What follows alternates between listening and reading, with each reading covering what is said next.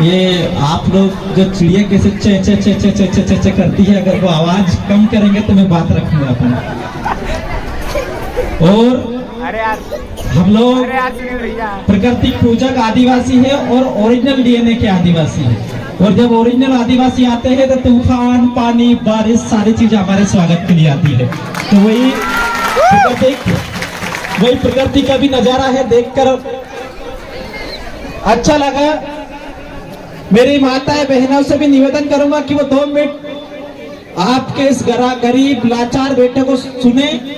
मैं इस कार्यक्रम में नहीं आने वाला था, लेकिन जब हमारे माखन भाई ने निवेदन किया कि दादा आपको आना पड़ेगा किसी भी कंडीशन पे, मैं मेरे युवाओं को किसी भी कंडीशन में नाराज नहीं कर सकता था, मैं इसलिए एक कार्यक्रम में आया है आप सभी लोगों के बीच में मेरी बात रखने के लिए मैं यहाँ पे आया। और हो सकता है ये मेरा हरदार बैतूल जिले का लास्ट कार्यक्रम हो सकता है। आज इस दिल में 1000 प्रकार के दर्द लेके यहाँ पे आया हूँ। मुझे सर कटाना मंजूर है, लेकिन सर झुकाना किसी कंडीशन में मंजूर है। मेरा इतिहास रहा है और हमारे आदिवासी का इतिहास रहा है। मैं इस कार्यक्रम में उपस्थित तमाम हमारी बहनें, हमारे बुद्धिजीवी साथी, मेरे बुजुर्ग साथी, हमारे युवा साथी, जिन्होंने इस कार्यक्रम को सफल बनाने के लिए जी जान लगा दी, संघर्ष किया। और उन लोगों का भी धन्यवाद जिन्होंने इस कार्यक्रम को रोकने के लिए एडिस चोटी तक का जोर लगाया, उनका भी धन्यवाद बहुत बहुत तरीके से। लेकिन इन युवाओं ने साबित किया है कि जिस ओर जवानी चलती है उस ओर जमाना चलता है। आज कार्यक्रम का दृश्य देख के मुझे बड़ा अच्छा लगा और मैं धन्यवाद देना चाहता हूँ माखन भाई और पूरी टीम को और कुठारिया की टीम को मैं हृदय से धन्यवाद देना चाहता हूँ कि आपने एक असंभव काम को संभव करके दिखाया है। आपका नाम इतिहास के पन्नों में जरूर लिखा जाएगा और जो लोग गुलामी कर रहे हैं, जो लोग दलाली कर रहे हैं, उनका काम भी इतिहास के पन्नों में लिखाया जाएगा। एक दौर था जब 2013 में हम लोग कार्यक्रम विश्व आदिवासी दिवस मना रहे थे। उस दौर पे हम लोग 5 से 6 लोग कार्यक्रम बना रहे थे, लेकिन आज वो 2023 का दौर आया है। 4 तारीख से कार्यक्रम चल रहे हैं, 20 तारीख हो गए। साथ ही हर एक क्षेत्र के अंदर लोग विश्व आदिवासी दिवस मना रहे हैं और अपने विश्व आदिवासी समाज के, अपने समाज के हक अधिकार की बात उठा रहे हैं। और वही कारण है कि जिन्होंने संयुक्त राष्ट्र संघ में 2094 के बाद में जाके बोला था कि भारत के अंदर आदिवासी नहीं रहता, उनके बाप दादाओं के बोलना पड़ रहा है कि आदिवासी इस देश का मालिक है और आदिवासी ही इस देश का मालिक और जंगल का सबसे पहला मालिक आदिवासी है। ये हमारी जागरूकता की देन है, ये युवाओं की देन है, ये बहनों की जागरूकता की देन है। राष्ट्रपति तक को भी बोलना पड़ रहा है कि हाँ, इस देश का मालिक आदिवासी है और जमीन जंगल का मालिक आदिवासी है। और इस देश का भैरूपिया प्रधानमंत्री को भी बोलना पड़ रहा है कि देश का मालिक आदिवासी है, हमारी ताकत है। आज से 4 साल पहले, 5 साल पहले किसी को रेंगा कोर को याद नहीं आता था, किसी को शंकर से रघुनाथ से याद नहीं आता था, लेकिन इन समाज के युवाओं की बदौलत है कि भाजपा वालों को सपने में भी रेंगा कोर को बिरसा मुंडा याद आने लगे हैं। ये हमारी ताकत है। जिन्होंने 52 साल तक इस देश के अंदर तिरंगा नहीं लहराया, वो लोग आज तिरंगा लहरा रहे हैं और इस आदिवासी समाज को बता रहे हैं कि हम सच्चे देशभक्त हैं। मैं उनको बताना चाहता हूं, आदिवासी वो कौम है जिसने देश की आजादी के लिए सबसे पहले लड़ाई लड़ी, सिद्धू कानू के नेतृत्व में। और जो लोग आज हमें आजादी का गीत बता रहे हैं, जो लोग भाजपा की गुलामी कर रहे हैं, जो लोग स्वतंत्र सेनानियों की बात कर रहे हैं, हम उनसे कहना चाहते हैं, अगर इस देश में अगर आदिवासी नहीं होते तो आप आज भी अंग्रेजों की टट्टी साफ कर रहे होते। मेरी बात को गारंटी के साथ आप याद रखें। हमारे पूर्वजों ने कभी पीठ दिखाना नहीं सीखा और हम भी उन्हीं की औलाद है। हम भी सर कटाना हमें पसंद है, लेकिन पीठ दिखाना किसी भी कंडीशन में हमें मंजूर नहीं है। इस जमीन जंगल के लिए हमारे पूर्वजों ने सर कटाया है, बिरसा मुंडा ने सर कटाया है, फांसी पे झूला है, रेंगा कोर को फांसी पे झूला है, बिरसा मुंडा फांसी पे झूला है, रानी दुर्गावती अपने साम्राज्य को बचाने के लिए मर गई है। रामदेव का कोई अकेला आदमी नहीं है, मैं भी समाज के लिए मर सकने को तैयार हूं। मुझे आप सब लोग बेहतर तरीके से जानते हैं मेरा भाषण देने का काम के साथ साथ और भी क्या काम है आप सब लोग अच्छी तरीके से, बेहतर तरीके से जानते हैं। जो लोग मेरे ऊपर सवाल खड़ा करते हैं रामदेव ने इस समाज के लिए क्या किया, ठीक है भाई, मैंने कुछ नहीं किया इस समाज के लिए। ये समाज सब कुछ देख रहा है। 22 साल की उम्र में सबसे पहले अगर आदिवासी समाज के जिला बदला होने वाला व्यक्ति को आजादी के बाद था तो रामदेव का कोड़ा था, लेकिन हमने किसी के सामने सर नहीं झुकाया। चाहते तो विधायक हम भी बन सकते थे, चाहते तो मंत्री हम भी बन सकते थे, लेकिन इस समाज को गुलामी में धकेलने का काम हमारा नहीं रहा। इसलिए हम लोग चाहते हैं कि मध्य प्रदेश में स्वतंत्र नेतृत्व खड़ा हो। मैं आप लोगों से पूछना चाहता हूं, मैं आप माता बहनों से पूछना चाहता हूं, क्या आप अपने आप को कमजोर समझती हो क्या? आदिवासी समाज वो लोग हैं जिन्होंने आजादी से लगा के आज तक लड़ाई लड़ी, लेकिन आजादी के बाद ऐसा क्या हुआ कि हमारे समाज का व्यक्ति जमीन के लिए लड़ रहा है, फॉरेस्ट से लड़ रहा है, दबंगों से लड़ रहा है। अरे तुमको शर्म आनी चाहिए, तुम बिरसा मुंडा की औलाद हो, उस बिरसा मुंडा की औलाद जिसने हथियार बना अंग्रेजों का पृथ्वी कमान से उखाड़ के मध्य प्रदेश और भारत के अंदर से बाहर भगा दिया था। आप उनकी औलाद हो तो आप जमीन के लिए संघर्ष कर रहे हो, आप जमीन के लिए संघर्ष कर रहे हो। हमारी बहन बेटे को नंगा करके घुमाया जा रहा है। हमारी बहन बेटी का इतनी कमजोर है। रानी दुर्गावती का नाम सुना है, अपने बच्चे को गोद में लेकर मुगल शासक से लड़ाई लड़ रही थी। तो क्या आप लड़ाई लड़ सकते अपने मान सम्मान के लिए? मैं आप लोगों से पूछना चाहता हूँ, मैं मेरी बहनों को कहना चाहता हूँ, मैं आप लोगों के अंदर रानी दुर्गावती का खून है। उस रानी दुर्गावती का जिसने 3-3 बार मुगलों को धूल चटाया था, आप भी उन्हीं के वंशज हैं। आप अपने आप को कमजोर समझने की गलती मत करिए, आप अपने आप को कमजोर मत समझिए। मैं आप सब लोगों से कहना चाहता हूँ, हम लोगों ने नेमावर के अंदर का दर्द देखा है। 1.5 महीने तक हमने सतत संघर्ष वहां पे किया है, लेकिन दुश्मन के आगे किसी भी कंडीशन में घुटने नहीं टेके और उन दुश्मनों को सलाखों तक पहुंचाए और फांसी तक की धंधे तक इन लोगों को पहुंचाने का काम करेंगे साथियों। हम किसी भी कंडीशन में हार नहीं मानेंगे।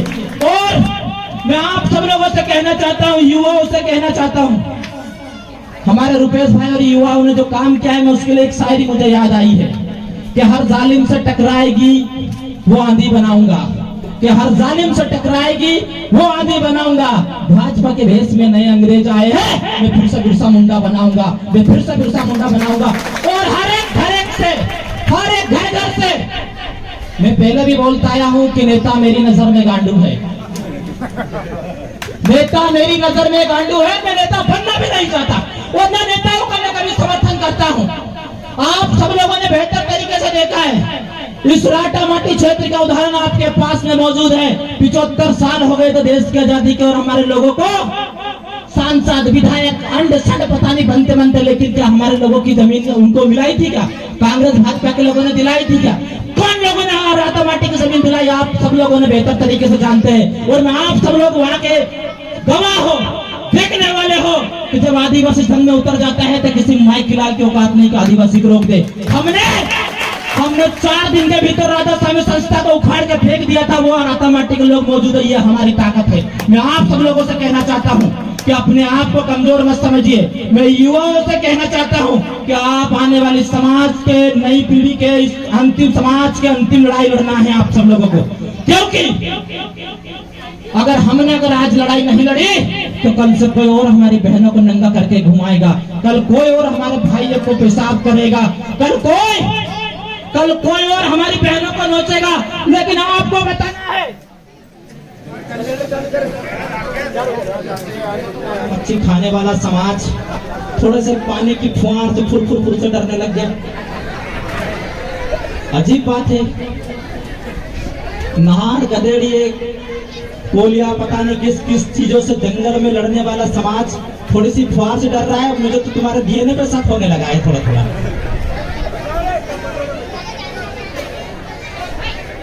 ज्यादा नहीं बोलूंगा, 2 मिनट का समय लूंगा, बस ज्यादा नहीं बोलूंगा। आप सब लोग थोड़ा शांत तरीके से सुने। साथियों, आज सरकार से पूरे देश में माहौल बनाया है आदिवासी समाज को खत्म करने के लिए। अगर आज हम लोग यहाँ से नहीं जागे तो मैं आप सब लोगों को बताना चाहता हूँ, ये आदिवासी समाज हमेशा हमेशा के लिए खत्म हो जाएगा। आपको ध्यान में रखना है, पार्टी अलग बात है, संगठन अलग बात है, विधायक बनना अलग बात है, सांसद अलग बनना बात है। लेकिन हमारा समाज जिंदा रहना चाहिए। यह समाज जिंदा रहेगा तो सांसद विधायक क्या हम प्रधानमंत्री बना देंगे, और समाज अगर जिंदा खत्म हो गया तो चपरासी नहीं बना पाएंगे। मेरी बात को मैं आप सब लोगों को बताना चाहता हूँ। जमीन बचेगी, जमीन बचेगी तो हमारा समाज बचेगा। जमीन खत्म हो गई तो हमारी पहचान खत्म हो जाएगी। संयुक्त राजस्थान की जब पहली बार 1982 में बैठक हुई तो वहां पे इसी चीज के बारे में चिंतन मंथन किया गया कि आजाद भारत देश के अंदर आदिवासियों की जमीनों को छीना जा रहा है, आदिवासियों के हक अधिकारों को छीना जा रहा है, आदिवासी महिलाओं के ऊपर अत्याचार हो रहा है, आदिवासियों की संस्कृति खत्म हो रही है। उसको कैसे रोका जाए? 90 से ज्यादा देश के आदिवासी, जो अन्य कंट्री में जो आदिवासी हैं, वो पहली बार संयुक्त राष्ट्र संघ में पहली बार 1982 में बैठक हुई, उन्होंने तय किया और 1994 में पहली बार विश्व आदिवासी दिवस की घोषणा हुई और उन्होंने ये बताने की कोशिश की कि आदिवासी गधे नहीं है, शेर है शेर, और इस देश के मालिक है आदिवासी। ये संयुक्त राष्ट्र संघ ने बताने की कोशिश की। और मैं आप सब लोगों से कहना चाहता हूं, हम लोग इस देश के मूल मालिक है। इस देश की आजादी में अगर सबसे ज्यादा किसी का योगदान रहा है तो 70% आदिवासी का योगदान रहा है। भगत सिंह जैसे लोग, बिरसा मुंडा जैसे लोग, टाइम टेबल जैसे लोगों ने शहादत दी है, लेकिन जिन्होंने अंग्रेजों की गुलामी की है वो लोग हमें देशभक्ति का पाठ पढ़ा रहे हैं। ये बड़ा दुर्भाग्य की बात है। आप सब लोगों को पता है यहाँ पे बहुत सारे बुद्धिजीवी लोग बैठे हैं। वीर सावरकर जैसे व्यक्ति को वीर बोला जा रहा है जिसने 3 बार अंग्रेजों की गुलामी की, 3 बार माफीनामा भेजा है, लेकिन हमारे बिरसा मुंडा रेंगाखोर ने कभी माफीनामा अंग्रेजों से नहीं मांगा। वो फांसी के फंदे पे ढूंढ गया, लेकिन कभी हम किसी अंग्रेजों से माफी नहीं मांगी। और इन्हें साबित किया कि आदिवासी माफी मांगने वाले लोग नहीं है, इस देश के लिए मर मिटने वाले लोग हैं। और आज आप सब लोगों को साबित करने की आवश्यकता है। साथियों, आप सब लोगों से, मेरे बुजुर्गों से मैं सवाल करना चाहता हूँ। बहुत सारे लोग मेरे ऊपर सवाल उठाते हैं, बहुत सारे लोग मेरे पद को लेकर टीका टिप्पणी करते हैं। मैं प्रदेश अध्यक्ष तो अभी बना हूँ, लेकिन 5 साल से तक हम इस समाज के लिए स्वतंत्र होकर काम करते थे। जिस हीरालाल अलावा को तुम राष्ट्र अध्यक्ष मान रहे हो, वो 1 बार जेल नहीं गया, लेकिन रामदेव को बड़े 11 बार इस समाज के लिए जेल गया है। और आज भी मर मिटने के लिए हम लोग तैयार है, लेकिन समाज के ऊपर अत्याचार किसी भी कंडीशन बर्दाश्त नहीं करेंगे। साथियों, मैं आप सब लोगों से पूछना चाहता हूँ, हर पीला गमछा वाला हमारा भाई नहीं है, हर पीला गमछा वाला हमारा भाई नहीं है। हमें विभीषण को पहचानने की आवश्यकता है। रावण मारा नहीं जाता अगर विभीषण रावण के साथ, राम के साथ नहीं होता तो आज भी हमारी वही कंडीशन है। हमारा पिछड़ने का कारण क्यों है कि हमारे गुलाम लोग भाजपा और कांग्रेस में बैठे हैं, जिन्हें समाज से कोई मतलब नहीं है। वो अभिजीत शाह की घरवाली ब्राह्मण और मां राजपूत से कोई मतलब नहीं, समाज की बहन बेटे को दर्द नहीं समझने वाला। वो आप लोगों को बताना चाहता हूँ। गलत बोल रहा हूँ कि कांग्रेस वाले लोग बैठे होंगे यहाँ पे। रामदेव भाई अभिजीत परिवार की बात बोल रहे हैं। सुप्रीम कोर्ट की गाइडलाइन है कि जो अपने आदिवासी और धर्म संस्कृति को नहीं मानता उसको आदिवासी होने का कोई अधिकार नहीं है। अब मैं आपसे पूछना चाहता हूँ कि जो डुप्लीकेट जो लोग हैं वो लोग हमारे यहाँ से विधायक बन रहे हैं और ओरिजिनल राजा महाराजा कोलाद भिखारी की तरह घूम रहे, तुमको शर्म आती कि नहीं आती? थोड़ी बहुत बताओ मेरे को। तो आपको डिसाइड करना है कि ओरिजिनल राजा के औलादों को विधानसभा में भेजना है तो डुप्लीकेट लोगों को विधानसभा में भेजना है, या आपको तय करना है। संजय शाह और विजय शाह जैसे तो लोग डुप्लीकेट लोग हैं, ये तो गोद गए थे वहां की जगह। आप सब लोग जानते हैं इस बात को। वो हमारा भला किसी भी कंडीशन में नहीं कर सकते। संजय शाह से लगा के सारे लोगों के बड़े बड़े बैंकों में, बड़े बड़े शहरों में, बड़े बड़े देशों में उनकी बैंकें चल रही है, उनके कारखाने चल रहे हैं, उनकी होटलें चल रही है। उन्हें समाज से कोई लेना देना नहीं है। आप सब लोगों को बताना चाहता हूं, हमें ऐसे लोगों को विधानसभा लोकसभा में भेजना पड़ेगा जो हमारे दुख दर्द को समझे, हमारी बहन बेटे के मान सम्मान की लड़ाई लड़े। ऐसे लोग हमें विधानसभा लोकसभा में भेजना पड़ेगा। साथियों, आप सब लोगों को प्रण करना है, आप मेरी माता बहनों को भी प्रण करना है कि अगर कोई भेड़िया आपकी तरफ आंख उठाने की कोशिश करे तो गर्दन काट देना। रामदेव निपट लेगा, चिंता मत करना, या हजारों युवा निपट लेगा। लेकिन हमें ये नहीं सुनना पसंद है कि इस महिला को उसने नंगा करके घुमाया। अरे तुम रानी दुर्गावती के वंशज हो जिसने मुगलों से लड़ाई लड़ी और अपने साम्राज्य को बचाने के लिए उसने आत्महत्या कर ली, लेकिन मुगलों के सामने कभी गर्दन नहीं झुकाया। आप सब लोगों को इसी बात को साबित करना पड़ेगा। साथियों, जिन लोगों ने अंग्रेजी की गुलामी करी, जिन लोगों ने तलवे चाटे, वो लोग आज हमें देशभक्ति का पाठ पढ़ाते हैं। मुझे बड़ा दुख होता है मैं आप सब लोगों से कहना चाहता हूं कि हम लोग कोई भिखारियों की औलाद नहीं, बावनगढ़ पे राज चलाने वाले आदिवासी समुदाय की औलाद है। आप लोग अपने आप को कमजोर क्यों समझते हैं? जो लोग बोलते हैं कि आदिवासी नेतृत्व नहीं कर सकता, मैं उनको कहना चाहता हूं, जब तुम्हारे बाप दादा चड्डे में घूम रहे थे, हमारे लोगों ने सोने के सिक्के चलाए थे, हाथी घोड़े से हमारे लोग घूमे थे। आप सब लोगों को बताना चाहता हूं,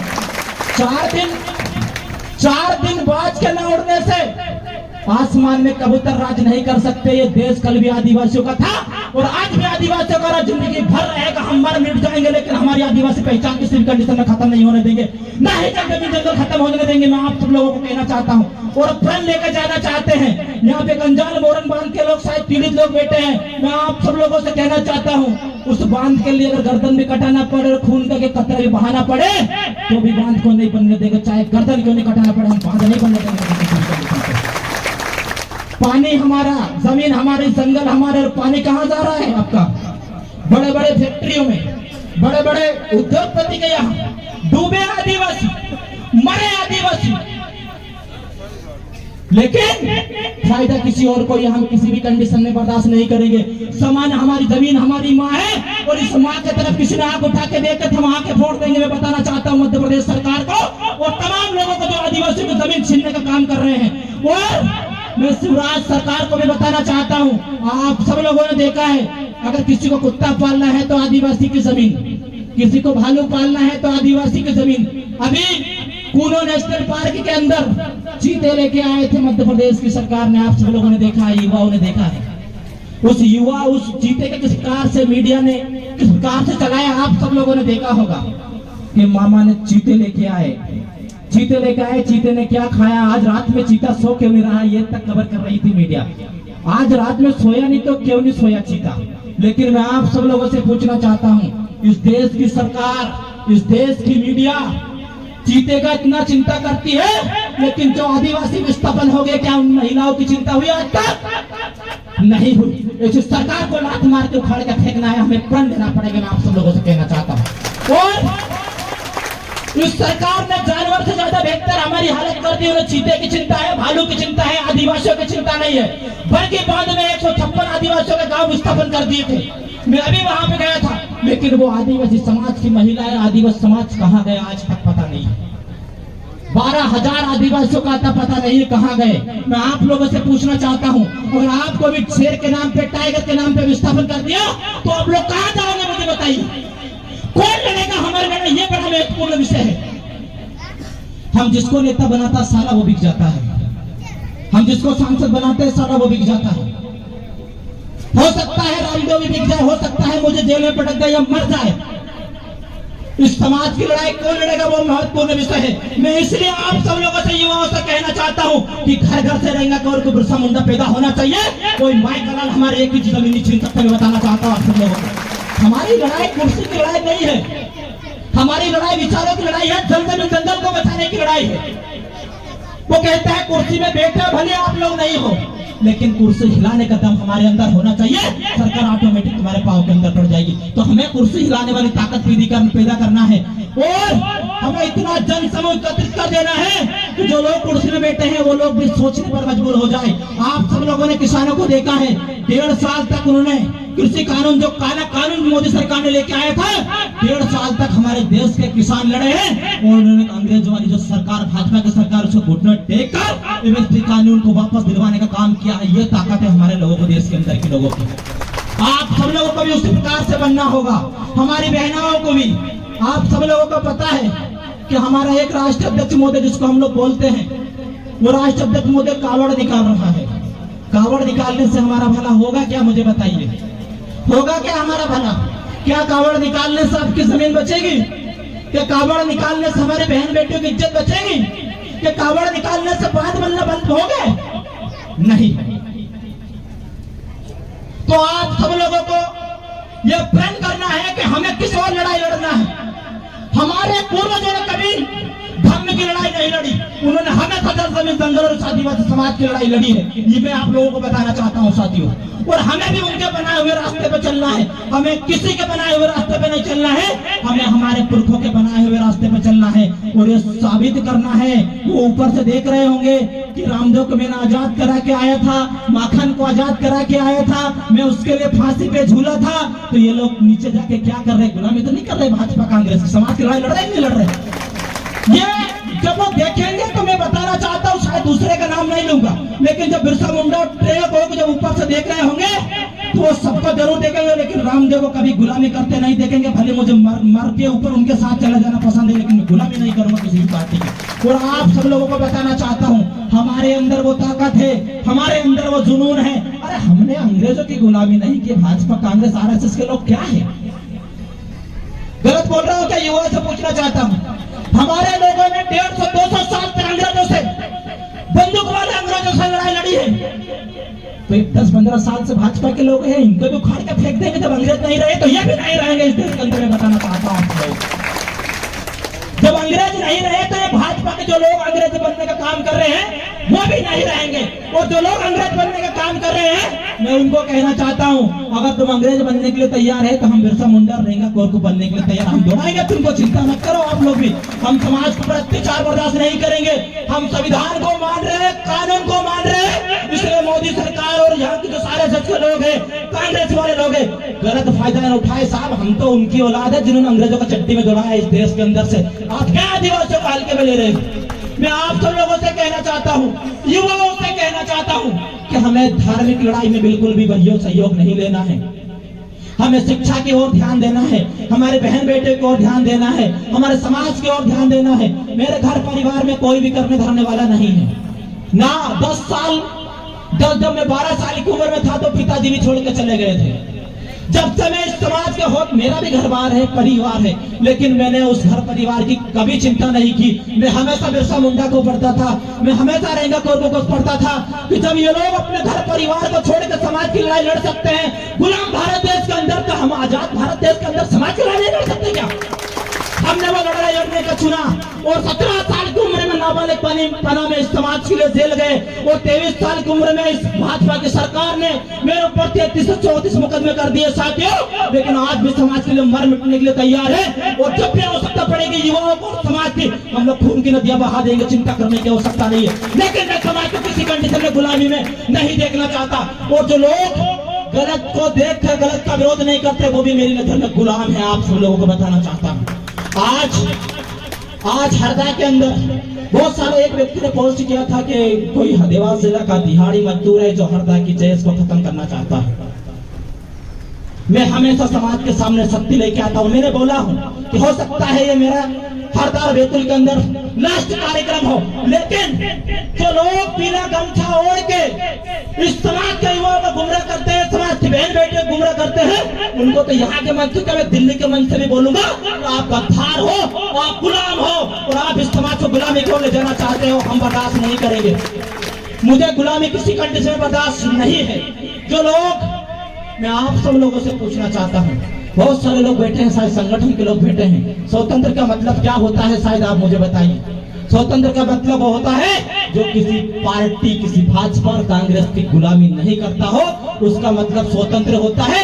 जो चोरी छुपके से किसी की टिकट के लिए भोपाल दिल्ली जाए, वो स्वतंत्र नहीं हो सकता, वो समाज का किसी कंडीशन में भला नहीं कर सकता। मैं आप सब लोगों से पूछना चाहता हूँ, क्या हमारी लड़ाई आज तक बांध की कांग्रेस वालों ने लड़ी क्या? गंजाल वाले बैठे होंगे शायद यहाँ पे, लड़ी क्या? रातामाटी की लड़ाई कांग्रेस वालों ने लड़ी क्या? नहीं लड़ी। तो हमें समझना है कि जो एक नाथ है, एक सामनाथ है, स्वतंत्र साथ हम लोग देखते आ रहे हैं, इन्हें समाज से कोई लेना देना नहीं है। इनको दोनों को उखाड़ के फेंकना है साथियों, आपको प्रण करना पड़ेगा, तभी जाकर हम लोग कहीं ना कहीं समाज को सही दिशा में ले जाने का काम करेंगे। जो लोग अपनी विचारधारा और अपने समाज के साथ गद्दारी करता है, उसे समाज में बैठने का कोई अधिकार नहीं है। आपको डिसाइड करना पड़ेगा। जब तक हम दुश्मन की पहचान और गद्दार की पहचान नहीं करेंगे, समाज को आगे नहीं ले जा सकते किसी भी कंडीशन में। मैं आप सब लोगों को बताना चाहता हूँ, इस क्षेत्र के अंदर, हरदा जिले के अंदर क्या हो रहा है, क्या नहीं हो रहा है, युवा समझदार है, सब कुछ आप लोग जान सकते हैं, आप लोग जानते हैं। अगर इसके बावजूद भी अगर आप गलत का विरोध नहीं करोगे तो ये लोग आने वाली पीढ़ी को गुलाम बना के गुलाम बना देंगे। मेरी बात को आप लोग याद रखिए अच्छी तरीके से।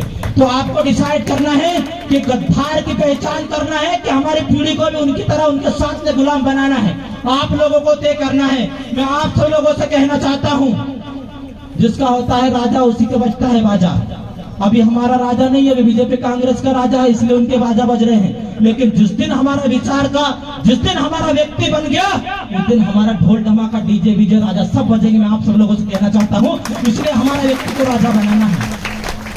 आप सब लोगों ने देखा है एक महिला को राष्ट्रपति बनाया है। मैं महिलाओं से पूछना चाहता हूँ, बहनें सोशल मीडिया चलाती है, आपसे पूछना चाहता हूँ, जिस महिला ने विश्व आदिवासी, जो आदिवासी महिला होके विश्व आदिवासी दिवस की छुट्टी की घोषणा नहीं कर सकते, जो आदिवासी महिलाओं को, जिस महिलाओं को मणिपुर के अंदर नंगा करके घुमाया, उन महिलाओं के बारे में राष्ट्रपति महोदय नहीं बोल सकते, तो वो क्या हमारी लड़ाई लड़ सकते हैं? जो लोग भाजपा और कांग्रेस में गए हैं, उनके गले में पार्टी के लोगों ने पट्टा डाल दिया है। उन्होंने बोल दिया इधर भूको तो उधर भूखते हैं, उन्होंने बोल दिया इधर भूखे तो उधर भूखते हैं। वो समाज के लिए कभी काम नहीं कर सकते। मैं आप लोगों को बताना चाहता हूँ, तो जिनके गले में कुत्ते वाला पट्टा डाला हुआ है, ऐसे लोगों की हमें पहचान करना है। हो सकता है हमारे भी संबंध किसी पार्टी के लोगों से है, लेकिन समाज और विचारधारा के बीच में हम लोग किसी भी कंडीशन में समझौता नहीं करते। मैं आप सब लोगों से कहना चाहता हूँ, युवाओं से कहना चाहता हूँ, मालेगांव से लगा के यहाँ तक मेल घाट तक सरकार टाइगर लेके आ रही है। कितने लोगों को पता है? कौन लड़ेगा हमारी लड़ाई? आपको लगता है कि यार क्या पता होगा कि नहीं होगा, टाइगर आएंगे कि नहीं आएंगे? जब बरगी बांध में जब 182 गांव डूबा सकते हैं, तो आपके 15-20 गांव को हटाना कोई बड़ी बात नहीं सरकार के लिए। मैं आप लोगों से कहना चाहता हूं, सचेत हो जाइए। ये भाजपा की सरकार हमें गुलाम बनाना चाहती है, और मैं सरकार को कहना चाहता हूं कि हम गुलाम, भारत देश के अंदर गुलाम नहीं रहे तो आजाद भारत देश के अंदर किसी भी कंडीशन में कोई माइकलाल हमें गुलाम नहीं बना सकता। मैं कहना चाहता हूँ सरकार को। और जो लोग हमारे इतिहास को मिटाने की कोशिश कर रहे हैं, मैं आप सब लोगों से पूछना चाहता हूं, स्कूल के अंदर तमाम प्रकार की फोटोएं लगी रहती है, मां स्वतंत्र सेनानियों की फोटो लगी रहती है। आप लोग पढ़ने लिखने वाले लोग हैं, आप लोगों ने कभी तर्क किया क्या कि हमारे महापुरुषों की फोटो स्कूल में क्यों नहीं होती है? क्या हमारे महापुरुषों ने लड़ाई नहीं लड़ी? क्या संघर्ष रघुनाथ साहब लड़ाई नहीं लड़ी? क्या रानी दुर्गावती लड़ाई नहीं लड़ी? क्या रेंगे बाबू लड़ाई नहीं लड़ी? क्या तिलका मांझी ने लड़ाई नहीं लड़ी? क्या भगत सिंह ने लड़ाई नहीं लड़ी इस देश की? क्या आरएसएस के गुलाम लोगों ने लड़ाई लड़ी? क्या ऐसे लोगों को बताना है कि हम लोग लड़ाकू कौम के लोग हैं, माफी मांगने वाले कौम के लोग नहीं हैं। तुम लाख कोशिश कर लो, लेकिन हमारा इतिहास नहीं मिटा सकते। वो कहते हैं खून से लिखा हुआ इतिहास शाही से नहीं मिटाया जा सकता। हमारा इतिहास है कि हमने कभी पीठ दिखाना नहीं सीखा है। हमने इस सरजमी जंगल और देश के लिए हमारे पूर्वज मर गए, लेकिन हम कभी भी कदम पीछे नहीं उठाए। और आज भी अगर इस देश को आवश्यकता लगेगी तो सबसे पहले सर कटाने, कुर्बानी देने के लिए आदिवासी तैयार है। जंगल क्षेत्र के अंदर से जब भी आवश्यकता पड़ेगी इस देश के लिए हम कुर्बानी देने के लिए तैयार है। इसलिए जो आरएसएस और भाजपा के जो लोग हैं, तो फर्जी जाति बना के फर्जी तरीके से हमारे को देशभक्ति का पाठ पढ़ा रहे हैं। हम उनको बताना चाहते हैं कि आप हमें देशभक्ति का पाठ पढ़ाइए, हम आपका इतिहास बेहतर तरीके से जानते हैं। साथियों, समय बहुत ज्यादा है, लेकिन आप सब लोगों से कहना चाहता हूँ, हर जगह रामदेव को कोड़े खड़ा नहीं होगा, हर जगह माखन खड़ा नहीं होगा, हर जगह जय कुमार खड़ा नहीं होगा। आप लोगों को भी लड़ाई लड़नी है इस समाज की। और जिस दिन युवा बच्चा के अंदर जुनून और बिरसा मुंडा वाला खून पैदा हो गया, मैं कहना चाहता हूँ कोई माँ के लाल तुम्हारे बहन बेटे तुम्हारी जमीन को पराह उठा कर नहीं देखेगा। वादा करना चाहता हूँ आप लोग, और युवाओं को खास करके कहना चाहता हूँ, डरने की आवश्यकता नहीं है। आप समाज के लिए काम कर रहे हो, आपके लिए ये भाई का खून का के कतरा में आप लोगों को जहां आपका पसीना बहेगा, मैं आपके लिए खून बहाने के लिए वहां पे तैयार हूँ। चिंता करने की आवश्यकता नहीं है, लेकिन जहां पे गलत हो रहा है वहां पे गलत किसी भी कंडीशन में बर्दाश्त नहीं करेंगे। मैं मेरी बहनों से भी कहना चाहता हूँ कि आपके अंदर रानी दुर्गावती का खून है और उसका इतिहास पढ़िए। हमारी जो माँ है वो 40 साल की उम्र की है, उन्होंने 20 साल पहले कभी भी व्रत नहीं रखे थे क्या? मैं आप लोगों से पूछना चाहता हूं, जिन लोगों ने हमें व्रत और मंदिर की तरफ धकेला है, यही लोग हमारे बहन बेटी को अत्याचार करते हैं, यही लोग हमारे जमीन जंगल छीन रहे हैं, और यही लोग हमें शिक्षा से वंचित करना है। अब आपको तय करना है, आपको तार्किक बनना है, शिक्षित बनना है कि धर्म में पढ़ के गुलाम टाइप बनना है मानसिक रूप से, ये आपको तय करना। मैं आप सब लोगों से कहना चाहता हूँ, हमारी आजी दादी ने कभी करवा चौथ का व्रत नहीं रखा, वो तो 100 साल तक जी यार। तो करवा चौथ का व्रत भी रखेंगे तो हो जाएगा, पति मर जाएगा। दूसरे देशों में होता है क्या? हमारी दादियां बैठी है, इन्होंने कभी 10 साल से करवा चौथ का व्रत हम लोग देख रहे हैं। इससे पहले हमने देखा क्या, हमारी जो आदि बूढ़ी है वो 100 साल के, उनके साथ में जो आधा दादा था वे भी 100 साल के जिए हैं, उन्होंने कभी भी करवा चौथ का व्रत नहीं रखे हैं। ये जो पाखंड है आपको इससे भी बाहर निकलना पड़ेगा। मेरी बहनों से कहना चाहता हूँ, आप तर्क करिए कि जिन्होंने कभी करवा चौथ के व्रत नहीं रखे उनके पति 100 साल तक जिए, और जिन जो व्रत रख रहे हैं उनके पति 90 60 साल तक नहीं जी पा रहे हैं। तो ये पाखंड है, इसे हमें खत्म करना है। आज पाखंड की वजह से हमारा जो समाज है, हमारी महिलाएं हैं, वो काफी तरीके से मानसिक रूप से गुलाम बन रही है। हम लोग हमारे बच्चों को अच्छे स्कूल में पढ़ा नहीं पाते, हम लोग हमारी बहनों को अच्छी यूनिवर्सिटी में नहीं पढ़ा सकते, और जो लोग कावड़ उठवा रहे हैं, जो लोग नेता कावड़ उठवा रहे हैं, उनके बच्चे विदेशों में पढ़ रहे हैं और आप तो कावड़ उठवाने का काम कर रहे हैं। जिनके बच्चे, शिवराज सिंह के बच्चे ने पता नहीं कहां से देश से यूनिवर्सिटी से ला करके आया, विदेशा का बच्चा पता नहीं कहां पढ़ रहा, संजय सा की औलाद और पता नहीं कहां पढ़ रही। हमको मंदिर का घंटा पकड़ा दिया और बोल रहे कावड़ यात्रा में निकलो। आप लोग कावड़ यात्रा में चल रहे हैं हमारे लोग, उन्हें पता ही नहीं कि हमारे भविष्य के साथ क्या कर रहे हैं। अभी सरकार ने 16 जुलाई 2023 को वन अधिकार एक कानून लेके आए हैं। उस कानून में अभी तक आपको यह अधिकार था, 5वीं 6वीं पैसा एक्ट में आपको यह अधिकार था कि बड़े ग्राम सभा के कोई व्यक्ति हमारे 1 इंच जमीन नहीं छीन सकता, लेकिन उस कानून में ग्राम सभा का प्रावधान खत्म कर दिया। कितने लोगों को पता है? अब आप मुझे बताइए, जब बांध बनेंगे, टाइगर को लेके आएंगे, तो आपसे किसी प्रकार से ग्राम सभा से भी नहीं पूछा जाएगा, सीधा प्रस्ताव पास हो जाएगा और ढंग तरीके जैसे फैला के आपको हटाने का काम किया जाएगा। आपको कल्पना करना पड़ेगा, हमारे ऊपर तलवार लटक रही है, हमें गुलाम बनाने की कोशिश किया जा रहा है, हमें लड़ने की आवश्यकता है और लड़ना पड़ेगा। और अगर नहीं लड़े तो मरने के लिए तैयार हो जाओ। मैं आप सब लोगों से कहना चाहता हूँ, 2 4 10 साल ज्यादा हम लोग नहीं जी सकते। ये सरकार नक्सलवादी के बोल मार देगी, आतंकवादी के मार देगी। छत्तीसगढ़ के अंदर कांग्रेस की सरकार है, वहां पे जल जमीन जंगल की आवाज उठाने पर आदिवासियों को गोली मारा जा रहा है। आपको पता है? गोली मारा जा रहा है, बहनों का बलात्कार करके उनको नक्सलवादी कपड़े पहना के उनको गोली मारी जा रही है। ये देश के अंदर आदिवासियों के साथ हो रहा है। तो आप सब लोगों को कल्पना करना पड़ेगा। ऐसा नहीं कि रामदेव ने बोला इस कान से और इस कान से निकल लिए, ऐसा नहीं होना चाहिए। मैं युवाओं से कहना चाहता हूँ, पहले भी कहा हूँ, हर एक भाषण में बोलता हूँ कि आप इस समाज के भविष्य हो, आप इस समाज के भगवान हो। आपने अगर इस समय अगर लड़ाई नहीं लड़ी समाज की, तो समाज गुलाम हो जाएगा। मैं आप सब लोगों से कहना चाहता हूँ, इसलिए आप सब लोगों को लड़ाई लड़ना है। सभी को जोहार, जिंदाबाद, जय आदिवासी। कुछ नारे लगवाऊंगा, हो सकता है कि आप व्यवस्थित तरीके से नारे लगवाएंगे। जय जोहार का नारा है। हमारी महिला ने बच्चे को पास में रख के कंधे में बांध के लड़ाई लड़ी की और मुगलों को 3 बार धूल चटाया। हमारी माता बहनों के हाथ ही नहीं खड़े हो रहे, कैसे लड़ाई लड़ेगी? हम उम्मीद कर सकते हैं क्या? कर सकते हैं क्या? रानी काजन, झलकारी बाई, कमलापति सल्लाम ऐसी महारानी रही है हमारे समाज में, जिन्होंने कभी भी कमलापति का इतिहास उठा के देखिए कि मोहम्मद खां से बचने के लिए उसने अपने प्राण आहुति दे दी, लेकिन कभी दुश्मन के सामने सर नहीं झुकाया। हम उनके वंशज हैं, जिन्होंने काल्पनिक इतिहास को लेकर आए, हम उनके वंशज नहीं हैं। आप सब लोगों को समझने की आवश्यकता है। जितना हम लोग सीरियल में रामायण, गीता और करवा चौथ में पता नहीं कौन कौन सी उपवास में ध्यान देते हैं, हमें हमारे समाज की रानियों को पढ़ने की आवश्यकता है, तब जाके आपके अंदर जुनून पैदा होगा। लड़ेंगे। उठ रहे हैं ना हाथ व्यवस्थित तरीके से। जंजाल बांध निरस्त करो, जंजाल बांध निरस्त करो। जो जमीन सरकारी है, वो जमीन हमारी है। जो जमीन सरकारी है, वो जमीन हमारी है। जमीन के लड़कर कौन लड़ेगा? हम लड़ेंगे, हम लड़ेंगे। जमीन की लड़ाई कौन लड़ेगा? हम लड़ेंगे, हम लड़ेंगे। जय जोहार का नारा है, भारत देश हमारा है। जो जमीन सरकारी है, वो जमीन हमारी है। वास्तव में है कि सरकार की है, ये बताओ मुझे पहले। वास्तव में है। अभी हमारे दादा ने आवेदन दिया है 2-1, मैं वो किनारे लगने के बाद बोलता नहीं, लेकिन दादा की बातें बोल देते हो। कहाँ गए दादा? फॉरेस्ट के शायद कोई जड़गांव का मामला है, हमारी महिला को किसी फॉरेस्ट वाले ने पीटा भी है और जमीन से भी बेदखल कर दिया है।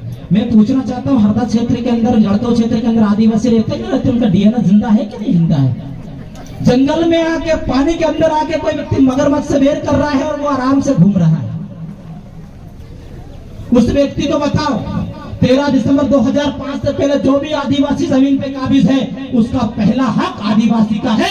उस फॉरेस्ट वाले से जाके बोलो या तो उसके लक्षण सुधार ले, वरना मैं आऊंगा तो ठीक तरीके से लक्षण सुधार दूंगा। उस 33 मुकदमे चल रहे हैं, 33 मुकदमे चल रहे हैं। फॉरेस्ट वाले सुन रहे होंगे शायद, 33 मुकदमे चल रहे हैं। एक मुकदमा तू वो डाल देना, हमारी बहने के ऊपर तूने हाथ कैसे उठाया साले, आप सब लोगों को बताना है।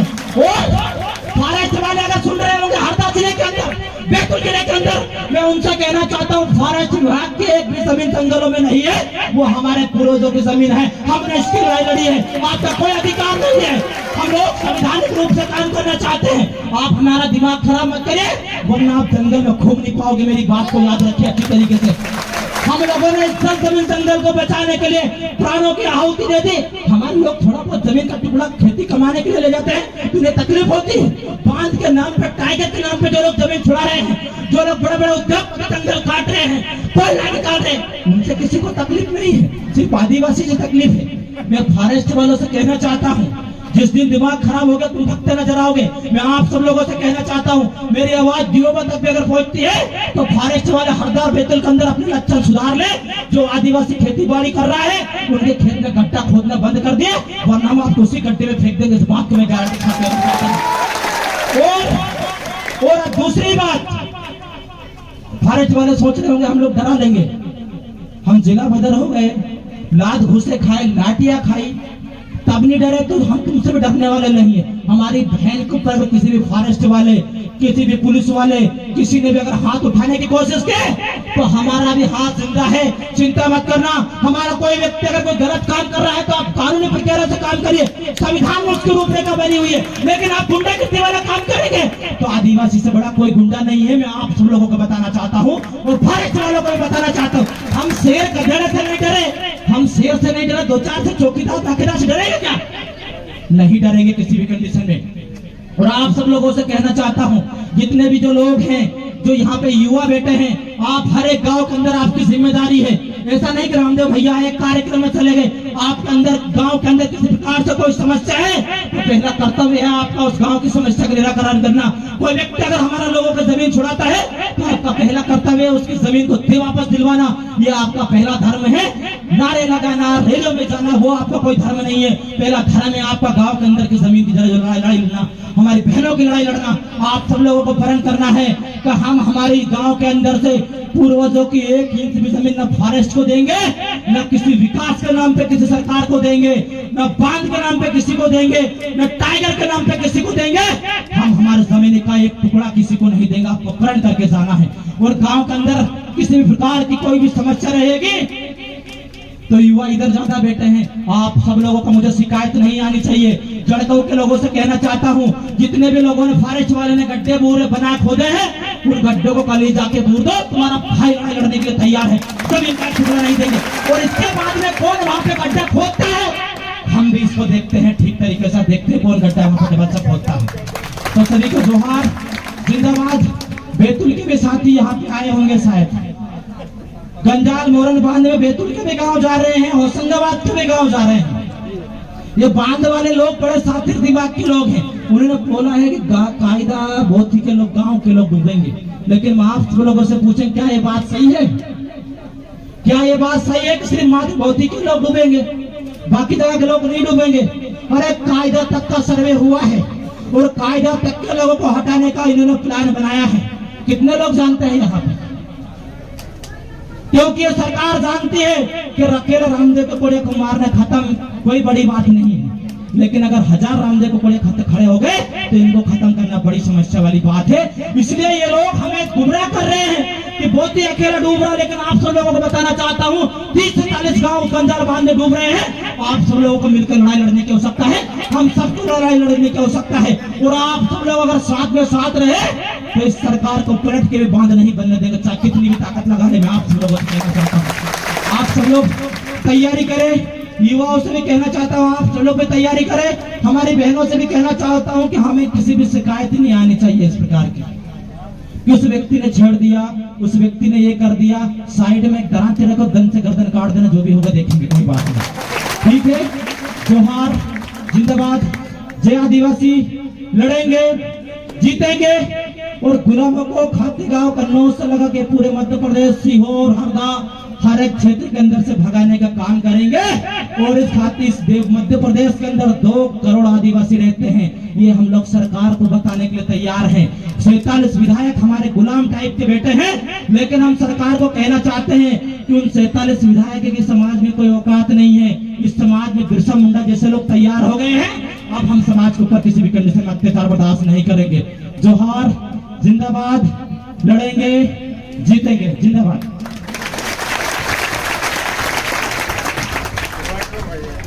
बहुत बहुत आभार माननीय प्रदेश अध्यक्ष महोदय, आपने बहुत ही अच्छे से समाज को समझाने का प्रयास किया और